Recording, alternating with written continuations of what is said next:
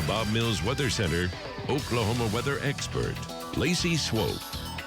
I think the ladies are with me, but I mean, some of the work is better than what you would see on National Geographic. We got a chance to preview it. I'm telling you, you don't want to miss it. And get the kiddos around, make a night of it, and make sure that you don't miss the special tonight at 7. Amazing footage is what you will see. We've had heavy rain across Oklahoma. We've had pockets of some localized flooding. This morning, no flooding. Some curbs, water was up to a couple of the curbs in the west more, but it didn't last very long. Quickly ran off into the ditches, into the streams, and all this is headed to our Oklahoma lakes, which have been coming up after the recent downpours that we have had. That is video right there from Jeremy Carter, who was out this morning for us as that heavy cell came through Westmore. Had a couple strikes of lightning with it. Let me take you back to radar and show you how much rain fell this morning with just that one teeny tiny little cell. I say teeny tiny. It was expanding about 4 or 5 miles. That was it. Crossed I-35, started to really dump the rain just west of the Moore Medical Center, back over the Orr family farm, and all the way back over basically to I-44, and then started to weaken as it lifted north just before it made it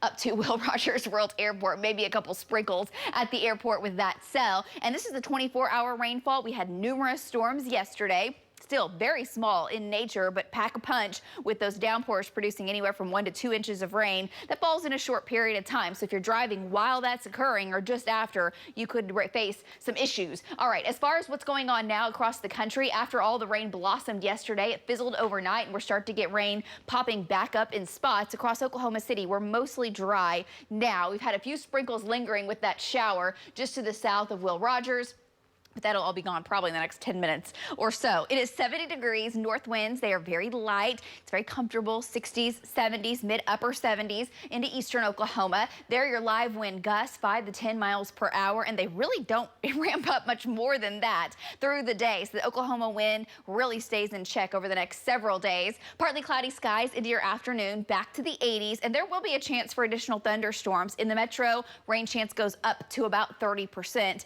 into the afternoon. Highs in the lower mid upper 80s is what we're expecting, and there's your rain chance, and it really is almost a statewide chance of those afternoon pop-up storms. Those cumulus clouds start to billow up, and sometimes they can produce very high rainfall rates. Don't last very long, but some torrential downpours could produce some intense lightning. Small hail, gusty winds, severe risk is very low. Now the severe risk, which, hey, it's June, it starts to come back, and really the pattern tries to shift back to more of a May-like pattern. Now, the data's been very consistent. This pattern holds, but it's not looking too awful scary at this point. Okay, it's something that we are watching as the data gets closer. We will update you, but severe weather does come back into the forecast this weekend and especially into the start of next week. Why? Well, you'll notice over the last several days and taking you into the next several days, there are really no strong jet stream winds overhead. We're almost under this weak ridge, and these storms go up, they go back down. Nothing really to steer them around or fuel them.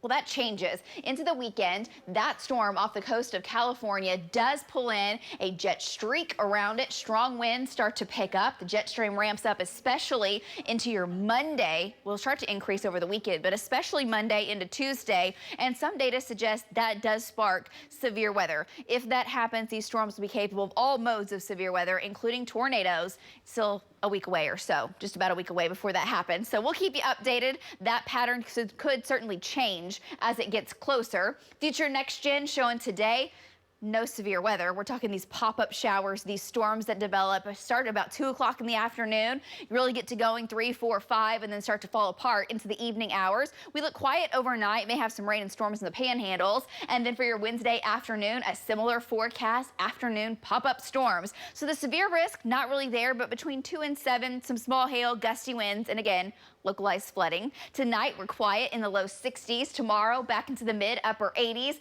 with a chance of thunderstorms at 20% for your Wednesday. Thursday, 80s, 90s around with that 20% chance, pretty much statewide, of thunderstorms. Now, for the big weekend, as you're making plans, we do have highs very similar into the mid-80s.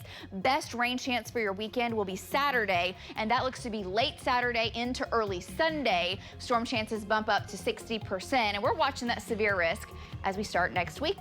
All right, stick with us. We're back with What Caught My Eye right after this.